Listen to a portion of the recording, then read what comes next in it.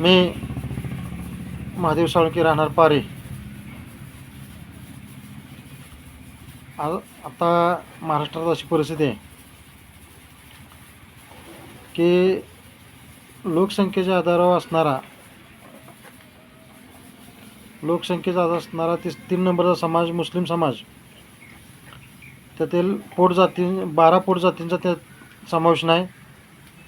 12% त्यांची महाराष्ट्रात लोकसंख्या असताना त्या समाजाला त्यांच्या किती टक्के आरक्षण आहे हे माहिती नाही.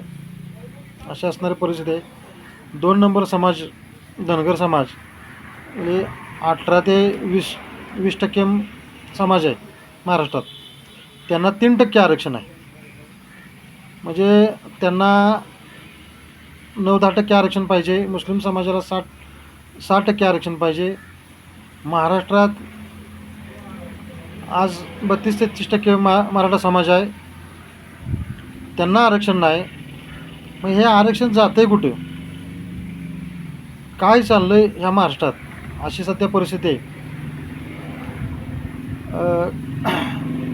रामोशी समाज आरक्षणात आहे, पण त्यांना अजिबात आरक्षणाचा लाभ झालेला नाही. त्यांना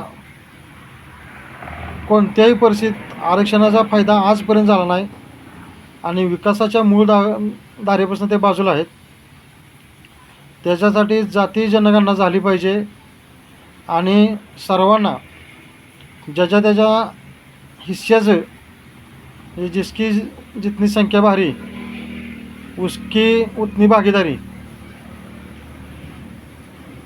या मुद्द्यावर 50%च्या आत सगळ्यांना आरक्षण देऊन आरक्षणाचा तिढा जो आता महाराष्ट्रात चालू आहे तो लवकरात लवकर सरकारनं मिटवावा.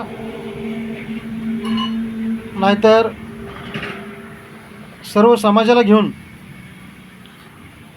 आम्ही मतदारसंघाच्या निवडणुकीच्या मैदानात तर उतरणार आहोत, पण तुम्हाला उकडून फेकल्याशिवाय राहणार नाही.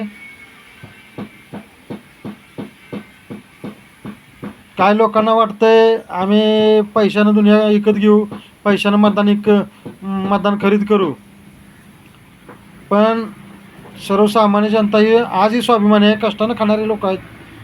तुमच्या पैशाला भीक घालणार नाहीत हे लक्षात घ्या. तुम्ही ज्या मस्तीत आहे ती मस्ती जनता उतरल्याशिवाय राहणार नाही.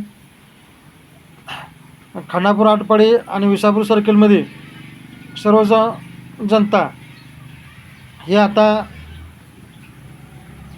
क्रांती घडवण्याच्या भूमिकेत आहे